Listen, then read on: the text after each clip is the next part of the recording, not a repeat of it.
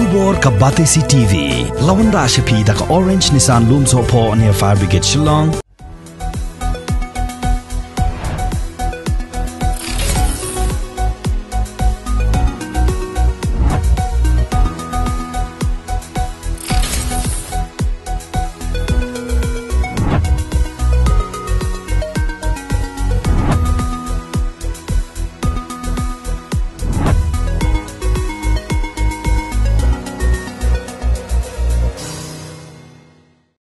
Director General of Police Kajala R. Chandranathan Ula Kamba Kajinglet Khanra Jong Kipulet Yak Yengsa Jong Upa Cherister Field thank you Aka steps ni Parngap Jong Ka Khat Lai Tarik Ubnai Nailar Arajar Arpuai Kalong Halor Ki Sakhi Ki Sabut Baki Pulit Kilalak Sai Lemba Kajingyo Kem Ni Kibre Kibadan Kti Aka Jingban Pthai Upam IED Hakleriat Bat Halai Umkra Udiu he pulit jong kecilla shim lala satyaban batai shai balai ki pulit ki haban siat ye ubat Cherister Field thank you da kasuloi habala kenno abu ubat tang da katari ban yakun persya ye ki pulit hakapor bakila rung haka kamra thia jong u. So basically I thought I'll just some of the doubts you raise, so one or two I'll clarify and I'm open to any question. The background to this incident.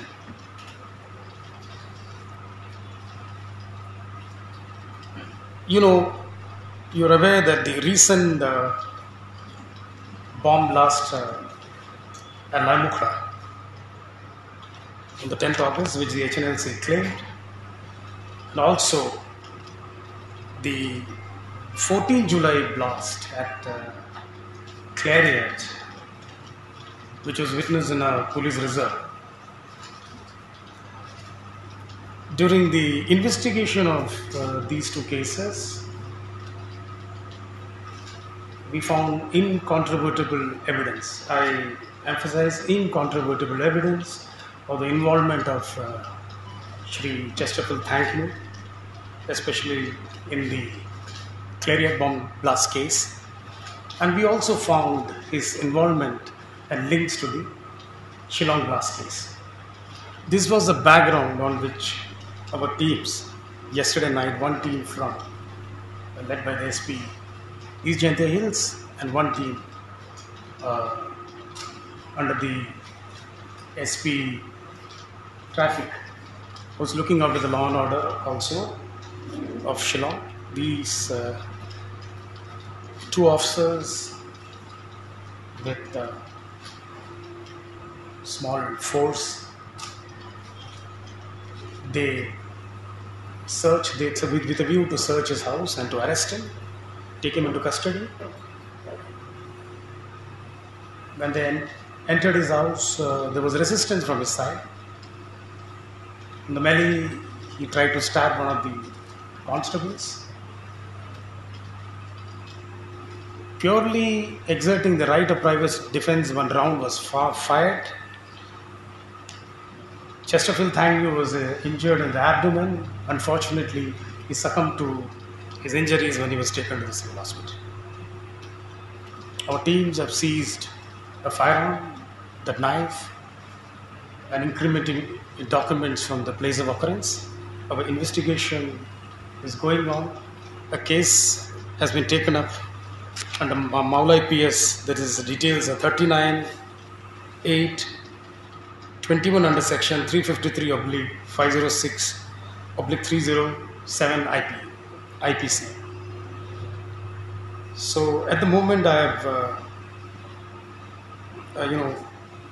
these facts I want to bring to your notice. If there are any questions, I'm open for it. No, there is no question of timing. It's how the the raids or search operations are done after a lot of work, and these things are not done in whims and fancies.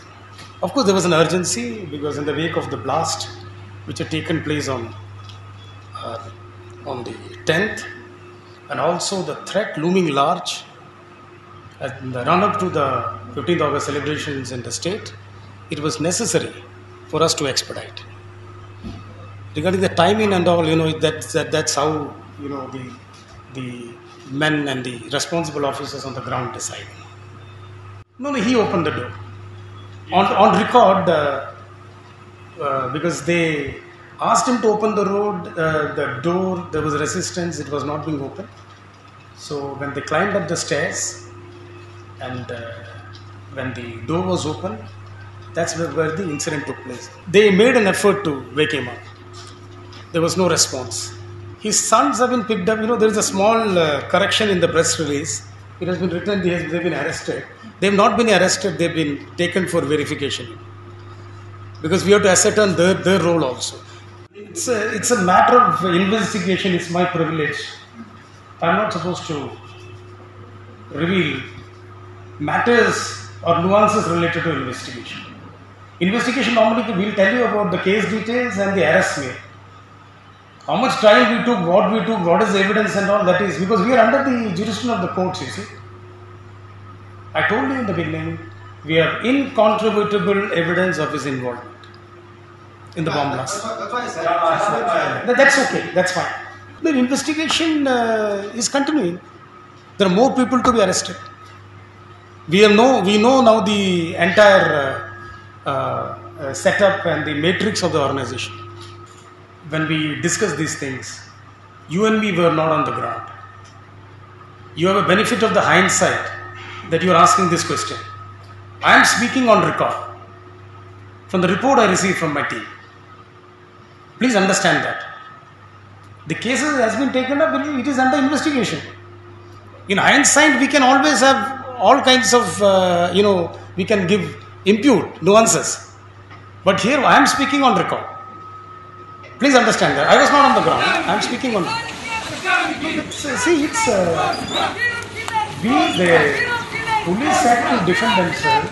One shot was fired and they have the right to private defense. He also has the right to private defense. He is investigating a bona fide case where his involvement is known. There is evidence against him. See, there are two different things. One, surrendered General Secretary HMS. Here, we want him in a particular case. We have evidence against him. That aspect, we are not concerned. That I know some people have brought out the rest. I am not concerned. I am only concerned about the case. I know that I have got evidence against him. I want to arrest him for that. That's all. What are his other activities in the public domain? I am not bothered. Because I am talking like a police officer. The government's position was very clear that you eschew violence and come for talks. Their condition was very clear, and their position was very clear. Their position was a conditional position. Government position is very clear. You eschew and accept the surrender policy and come. You can talk anything after that. But when the other side was conditional, then there was no prospect of going further. And at the moment, as far as this particular case is concerned, I think it's not relevant. You can say that at least yes, their activities have come to open. And with this investigation, we feel it's our bounden duty to let all of you know what they were doing. There was extortion, there was demonstrative violence. They indulged in this both to keep fear alive, and that's why they were surviving. As far as this incident is concerned, about we are open for inquiry, and our inquiry is already started. That is police. Police, yeah, because I can't do a judicial inquiry now. No, not you. As a DGP, my inquiry as per the norms of the NHRC. Yeah. That's all. NHRC, in such incidents of custodial violence or some alleged encounter where there's a police interface in an incident, we are supposed to follow NHRC norms, which we are following. Tenzin Kongla is, he's, an unknown harborer who was linked with HNLC. So he was arrested.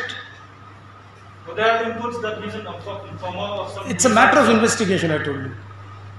It's a matter of, if you have something to tell us, we'll be too happy.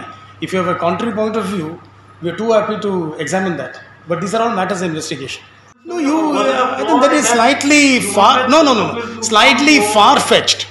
Mind you, slightly far-fetched, saying that they are going all over the place and triggering blast. Of course, No. The last incident of 10th August, you know where they put that IED? In the most innocuous tea shop. I don't know what was that threat from the tea shop. See, if you want to carry out blast like that, then anybody can carry it out. No, it's not. No, it's not like that. It's not like that. The way you put, it's not like that. That they carried out in police reserve. We have identified all of them. We arrested 10 of them. We know the entire case. We decided to arrest him because we had reached a point where we had incontrovertible evidence against him. This I am saying on record. No, I did not say that we knew about this before. I said the point in time and space when we were convinced, then we decided. Have you understood that? It's not very easy to arrest people, you know. The moment we were convinced, we decided to go ahead because in 15th August celebrations, was around the corner. Intelligence is when you have foreknowledge of something. So foreknowledge is specific. Specific foreknowledge of a bomb blast at Lai Mokhada. Nobody informed of that. We have information regarding general threats that we have to be careful. We should, and our own investigation, which we do on various organizations, HNLC being one of that. But the question you asked, that whether there was any specific information, no, it wasn't there. We, as part of our investigation, knew the threat and we were working on that. So saying that there was an intelligence failure, it would be very wrong. Yes, we have already tightened up everything, augmented. We are doing a daily threat analysis on the daily basis.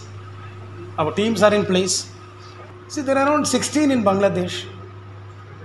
Here they are all overground. We have identified some 30 odd overground. That's all.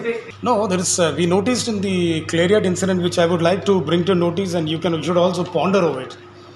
The Clariot incident, when we were investigating and the boys were arrested. Of course, most of them were the overground cadres, but we found one of the cadres, Ranjit Kumar. It's not a cadre.